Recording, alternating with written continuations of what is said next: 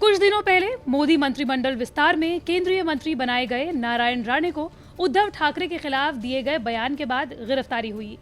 अब वो जमानत पर बाहर आ गए हैं। दरअसल ये विवाद कुछ दिन पहले के दो बयानों के बाद शुरू हुआ। 15 अगस्त को सीएम उद्धव ठाकरे ने अपने भाषण के दौरान कंफ्यूजन में अपने अधिकारी से आजादी साल को लेकर मनाए गए महोत्सव के बारे में पूछा तो केंद्रीय मंत्री नारायण राणे ने कहा, ये शर्मनाक है कि मुख्यमंत्री को ये नहीं पता कि आजादी को कितने साल हो गए। अगर मैं होता तो उनके कान के नीचे बजा देता। आपला देश सोडून त्यांना जावं लागलं आणि म्हणून मला असं वाटतं आज 74 वर्ष पूर्ण करून 75व्या वर्षात अमृत महोत्सवी नाही हिरक महोत्सवी अमृत महोत्सवी वर्षात आपण पदार्पण करतो आहोत। बोलायचा अधिकार तरी आहे का? बाजूला म्हणा एखादा सेक्रेटरी ठेव आणि विचार बोल, त्याविषयी नाही काय? किती वर्ष आली देशाला संतुलन? हिरक महोत्सव काय हे असतो तर कानाखाली चढवली। हे काय देशाचं तुम्हाला स्वातंत्र्य दिनाची माहिती नसावी? सांगा मला, किती चीड येणारी गोष्ट आहे। सीएम उद्धव ठाकरे पर नारायण राणे के इस विवादित बयान के बाद शिव सैनिकों ने खूब हंगामा किया। नारायण राणे के खिलाफ कई जगह एफआईआर हुई। नारायण राणे की पहले से लगाई गई अग्रिम जमानत को खारिज कर दिया गया। उन्हें आपत्तिजनक बयान को लेकर गिरफ्तार कर लिया गया। स्वास्थ्य कारणों की वजह से कुछ घंटे बाद उन्हें जमानत दे दी गई। जमानत मिलते ही नारायण राणे ने ट्वीट करते हुए लिखा, सत्यमेव जयते। लेकिन महाराष्ट्र सरकार, या यूं कहें कि शिवसेना का रुख एकदम साफ है। अपमान बर्दाश्त नहीं किया जाएगा। पद की गरिमा को बनाए रखा जाना जरूरी है। बीजेपी से राज्यसभा सांसद नारायण राणे को इस बार कैबिनेट विस्तार में केंद्रीय मंत्री बनाए जाने के बीजेपी के अपने कारण हैं। 2 दशक पहले महाराष्ट्र के सीएम रहे नारायण राणे जहां एक बड़े मराठा नेता की पहचान रखते हैं, तो वहीं महाराष्ट्र के कोंकण इलाके में उनकी अच्छी खासी पकड़ है और वो शिवसेना और उद्धव ठाकरे के जबरदस्त विरोधी हैं। शिवसेना से ही अपनी पॉलिटिक्स स्टार्ट करने वाले और बाला साहेब ठाकरे के करीबी रहे राणे शिवसेना सरकार में सीएम भी बने।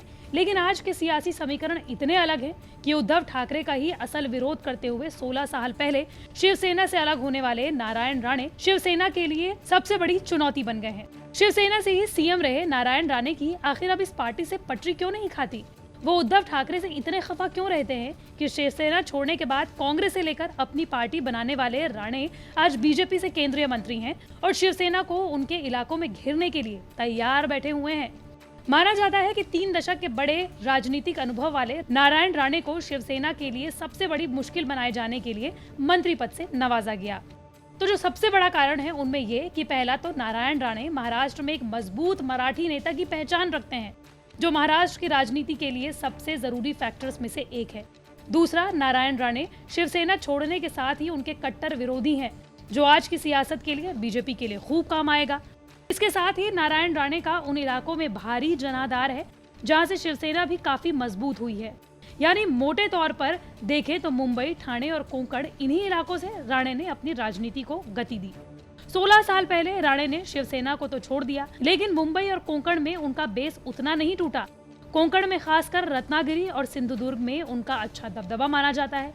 26 साल से बीएमसी में बैठी शिवसेना को बीजेपी हटाना चाहती है, तो उसके लिए भी नारायण राणे की राजनीति काम आ सकती है, क्योंकि नारायण राणे मुंबई में अभी भी वोट बैंक का एक हिस्सा अपने साथ रखते हैं।